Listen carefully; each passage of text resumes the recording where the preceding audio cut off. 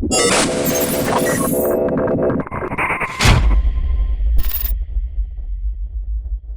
right, hi everybody, John Meadows here. And once again, if you haven't been watching the videos, this is Stephanie Buttermore, PhD and certified animal. All right? I'll take it. The question that I hear all the time is, should there be, should you train women differently than men? Like women ask me that, men ask me, I hear that a lot. And I would love to get your thoughts on the differences and similarities of just all that stuff around training on men and strategies for training men and strategies for training women. So just kind of like kick us off, and what are your thoughts on that?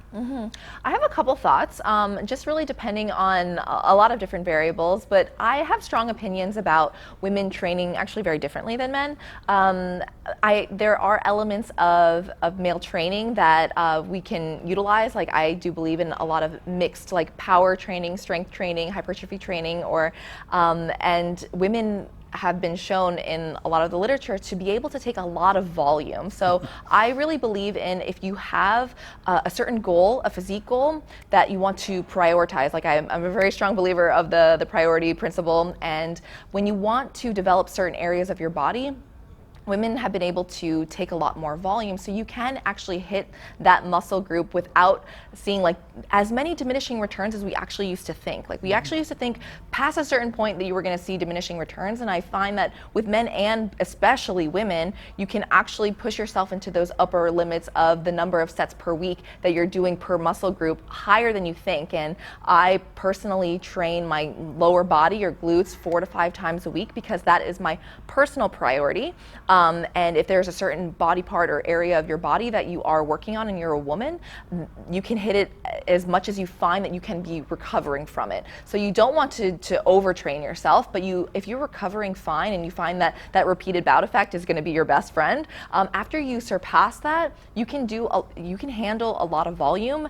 You don't get as fatigued as quickly as men do. So I really do think that it's a really good idea for men to have a mix as well, that strength and hypertrophy training, but past a certain point, I don't think that men can recover as fast as women can. And not just being biased, I think this has been shown in the literature that men cannot recover as quickly. So if you are a woman, don't be afraid, and don't be afraid to train a body part more than just like the bro once per week, because women can actually tolerate a lot of volume. Why do you think that is? You think it's muscle fibers? You think it's a nervous system related? I think it is nervous system related. I also think that I've seen that men and women have like a very similar disparities with muscle fiber type 1 and type 2. So I'm not really quite sure, but there is some differences in like lower body ratio of type 1 and type 2 between men and women, but I'm not really sure exactly why. I'm sure that there is some research on it, and if I had prepared better, I might know this, but my hypothesis is that it is a lot of different neural adaptations that women have, and their ability to, I don't know, maybe it's like nutrient partitioning. I'm not really exactly sure how they recover faster, but That's interesting. I just saw, I love just talking them through this stuff. Yeah, yeah. And I just saw Dr. Serrano just sent me a paper on how men can restore glucose and things like that. It was a really good paper. The nutrient partitioning seemed to be a little better, but some of the stuff he sent me actually had a little bit higher percentage of slow twitch muscle fibers for women. Not saying that is the answer to this. Yeah, it's just interesting it could thinking be. about, and I think like the neural part, I think like guys sometimes are a little more aggressive. Maybe they can squeeze their muscles a little better initially, and maybe that can actually result in you tiring yourself out. Even, I mean, just pure speculation. Yeah. I just find it fun to talk about this kind of stuff. I don't know the answer. Yeah, and I think a lot of the surveys, or however they test like such a subjective, if you're sore, and women just experience less soreness, less fatigue, and their ability to train at higher volumes is just so much higher than men. Yeah, and you would think like if nutrient partitioning was better in men, it'd be just the opposite, right? Yeah. So sometimes like what you read is like, man, that doesn't really make sense. And I think with women too, maybe this has to do with having babies. Maybe your pain tolerance. Pain tolerance, it could be. I mean, I don't know. I mean, women, I can tell you I've trained thousands of people, and women, in my mind, unquestionably have a better ability to tolerate pain. Yeah, it could be a receptor thing, like things that you have certain receptors on your cells and your neurons and stuff like that. You could have more or less of them to feel certain stimuli. So it could be, I don't know if that has been studied, but it would just be interesting to see if women just have higher pain tolerances. Yeah, interesting. So I think, so some thoughts for you ladies, that you can handle a little bit more volume, probably handle a little bit more pain. So get more of your Bulgarian drop sets of death. No, that's good. Anything else you think that should be mentioned?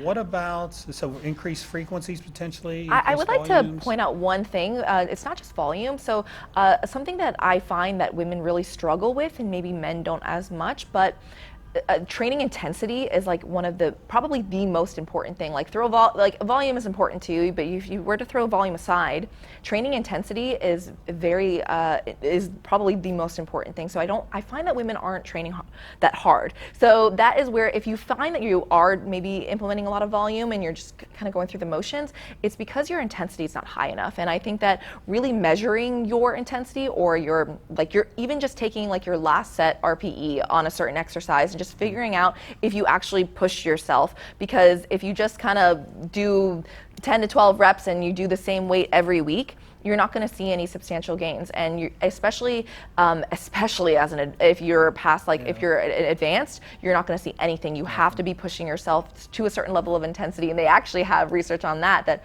most people don't train as hard as they should be. And that, so if I can give like one piece of advice, is that make sure that you are training intensely enough, and you're having a few more sets than I think women can actually have, more sets where their reps are closer to failure or even to failure. I think they can tolerate it more than men can. And I think that it's not as detrimental to women, because I implement, this is controversial, but I implement a lot of failure training in my workouts, where I do take things to failure and it doesn't affect my workout the next day.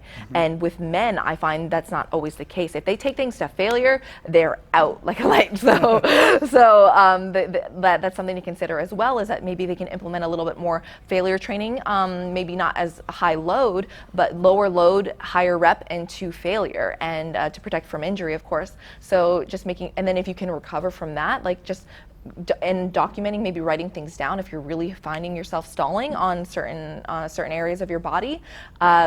Write down the level of intensity and see if you're pushing yourself from week to week, and also implementing progressive overload. Like, document how heavy you are going and then how hard that was for you.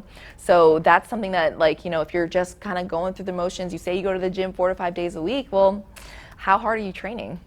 Yeah, I mean, on the way here, Jeff and I actually just had this conversation. I said, you can throw all these discussions out the book when someone's not training with heart.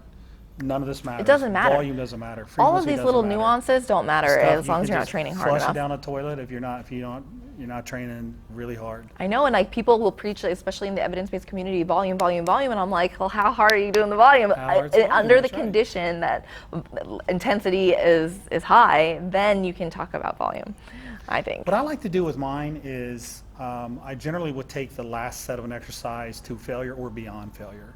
I feel like that's very taxing. I couldn't do that on every single set, but I feel like, and then once you do that, okay, man, now we did that, now it's time to move on to the next exercise. And I feel like that tactic has worked pretty good. And I think people, when they look at progressive overload too, they forget it could also be repetitions. They could also just maybe minimize their rest breaks. Eccentric. There's other ways of progressive overload. Lots absolutely. Of ways. It's not just weight. So make sure you're thinking in other terms too.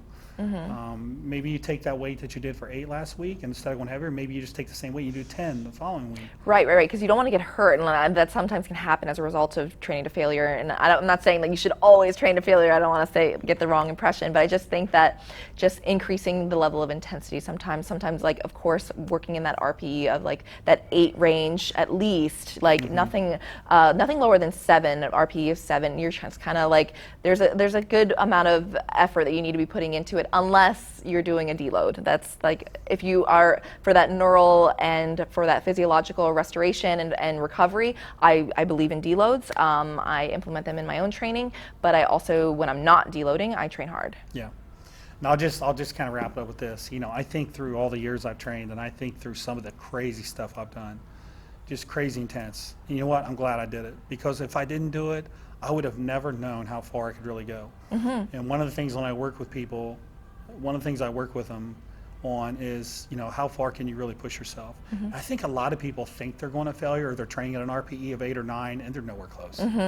They can actually pump out an You extra can like do 5 or 6. another Yeah. 5 or 6 reps. Like, no, you weren't even close. But I think it's great to like do some of the crazy stuff, because it lets you know what you're capable of. And I don't think 99% of people really know what they're capable of. There's going to be that genetic elite that is going to go way too far, and we're not speaking to those people. We're talking about general population people. Those are the people that I don't think are always pushing as hard as they can. All right, there you go. Well, thank you, Stephanie. For Oh, those thank you for tips. having me. Yes. And make sure you subscribe to her channel, and she's also on Instagram as well, Stephanie _ Buttermore, right? Correct. Correct. So make sure you subscribe, hit her up on Instagram and on her YouTube. Thank And we you. will see you next time. Bye bye.